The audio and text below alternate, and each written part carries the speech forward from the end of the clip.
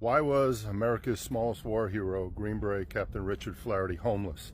It's probably the most frequent question I get asked on all my posts. Some people say, well, why didn't you put him in your house? Why didn't you give him a room? Why didn't you get him into a hotel? So a very complicated answer to it. It's not really black and white on any way. And I also see a lot of stuff, well, the government, it's their fault. The government should have taken care of him. Yeah, the government many times dropped the ball with Captain Flaherty. So let's take it from the beginning.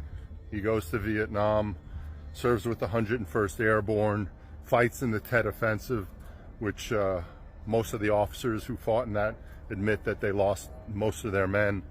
He did that in his first 3 weeks in Vietnam. So very traumatic, certainly had bad PTSD. He had survivor's guilt.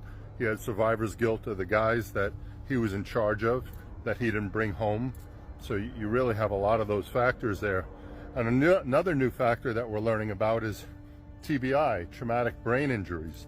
And when I was interviewing vets that served with Flaherty, they remember whenever there was a concussion, a grenade, an RPG, some of them would be thrown back. But Flaherty, because of his weight, he was 97 pounds, would really get tossed. So you're really thinking about maybe he had more brain injury than the rest of the guys just because of his body weight and how he would get tossed around violently by the explosions. So the other issue is at the end of his tour, they had the reduction of force. It was like 1971, which is the downsizing in the military.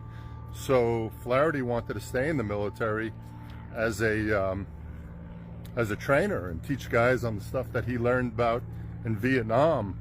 But the government was downsizing and they didn't renew his contract as an officer, and he got booted out of the military. So really deeply disappointed. So once again, we're talking about, well, the government didn't do enough. So we all know what happened to the Vietnam vets when they returned from Vietnam with the protesters and how they were treated very poorly. So, I mean, you have a lot of factors on why he was homeless, why he had PTSD.